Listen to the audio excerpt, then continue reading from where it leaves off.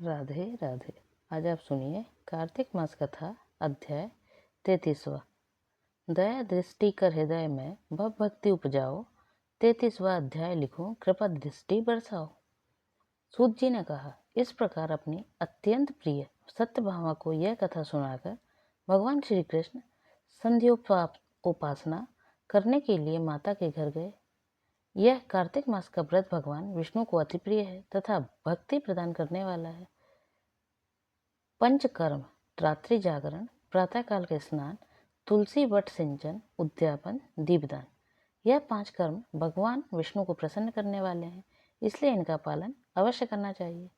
ऋषि बोले, भगवान विष्णु को प्रिय अधिक फल की प्राप्ति कराने वाले, शरीर के प्रत्येक अंग को प्रसन्न करने वाले कार्तिक महात्म आपने हमें बताया। यह मोक्ष की कामना करने वालों अथवा भोग की इच्छा रखने वालों मनुष्यों को यह व्रत अवश्य ही करना चाहिए। इसके अतिरिक्त हम आपसे यह एक बात पूछना चाहते हैं कि यदि कार्तिक मास का व्रत करने वाला मनुष्य किसी संकट में फंस जाए, या वह किसी वन में हो, या व्रती किसी रोग से ग्रस्त हो जाए, तो उस मनुष्य की कार्तिक व्रत को किस प्रकार करना चाहिए? क्योंकि कार्तिक व्रत भगवान विष्णु को अत्यंत प्रिय है और इसे करने से मुक्ति एवं भक्ति प्राप्ति होती है, इसलिए इसे छोड़ना नहीं चाहिए। श्री सूत जी ने इसका उत्तर देते हुए कहा, यदि कार्तिक का व्रत करने वाला मनुष्य किसी संकट में फंस जाए, तो वह हिम्मत करके भगवान शंकर या भगवान विष्णु के मंदिर जो भी पास हो, उसमें जाकर रात्रि जागरण करे। यदि व्रती घने वन में फंस जाए, तो फिर पीपल के वृक्ष के नीचे या तुलसी के वन में जाकर जागरण करे। भगवान विष्णु की प्रतिमा के सामने बैठकर विष्णु जी का कीर्तन करे। ऐसा करने से सहस्त्रों गायों के दान के समान फल की प्राप्ति होती है। जो मनुष्य विष्णु जी के कीर्तन में बाजा बजाता है, उसे बाज पे यज्ञ के समान फल की प्राप्ति होती है। और हरि कीर्तन में नृत्य करने वाले मनुष्यों को सभी तीर्थों में स्नान करने का फल प्राप्त होता है।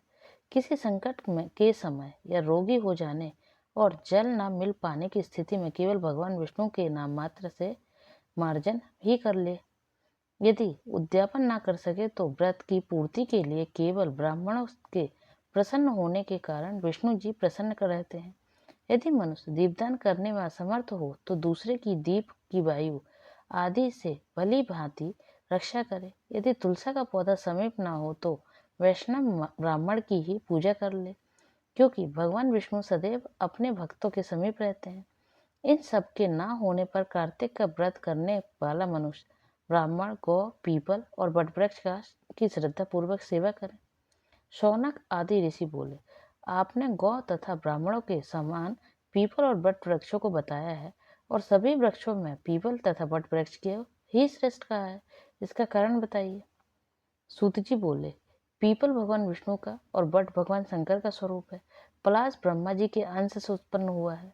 जो कार्तिक मास में उसके पत्तल में भोजन करता है, वह भगवान विष्णु के लोक में जाता है।